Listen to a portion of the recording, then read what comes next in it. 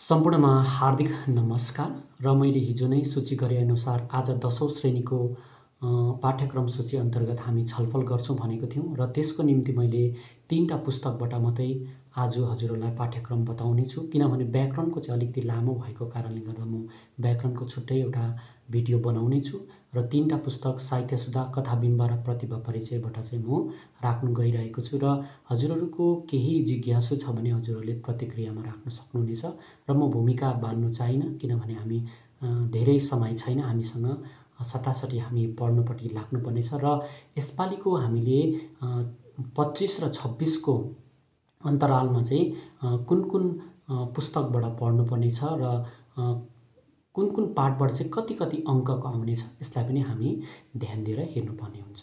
हवस् त म साझा गर्नु लागि है।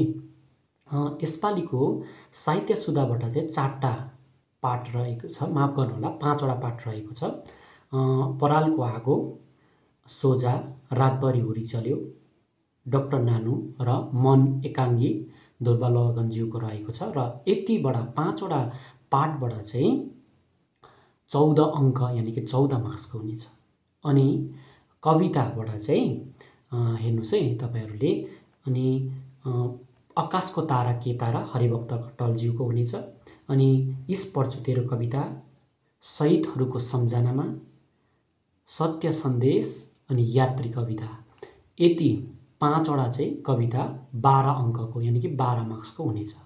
अनि कथा सङ्ग्रह यानि कि कथाबिम्बबाट चाहिँ 10 अङ्कको हुनेछ। यसमा चाहिँ कुन कुन पाठ पर्छ भने चाहिँ परिबन्ध, प्रयाचित, टोटलाको फुल र अन्तिम पाठ यानि कि हामीले 9औं श्रेणीमा पनि पढ्यौं लास्ट लिभ भन्ने, द लास्ट लिभ भन्ने हामीले एउटा कथा पढेको छौं। यति 4टाबाट चाहिँ 10 अङ्कको आउनेछ।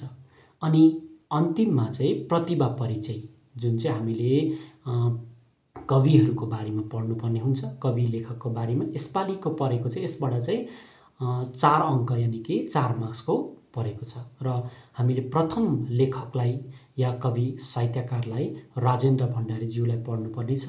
अनि श्री इन्द्रबहादुर राईज्यूलाई पढ्नुपर्ने छ। अनि लक्कीदेवी सुन्दासज्यूलाई पढ्नुपर्ने छ। यति चाहिँ यसपालिको 3टा पुस्तकबाट रहेको छ। अनि म व्याकरणको चाहिँ छुट्टै राख्ने छु। अनि हजुरहरूले अन्य कुनै 12औं श्रेणीको अन्त उता महाविद्यालयहरूको पनि कुनै केही नबुझेको हुनुहुन्छ भने तपाईहरूले राख्न सक्नुहुनेछ। यसलाई म लामो भिडियो बनाउन चाहिन।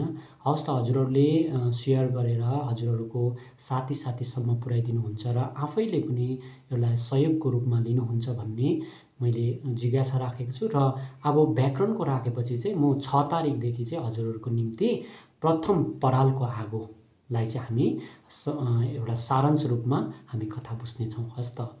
अनि छोटो छोटो मात्रै भिडियो राख्नेछु, म लामो गर्दिनँ।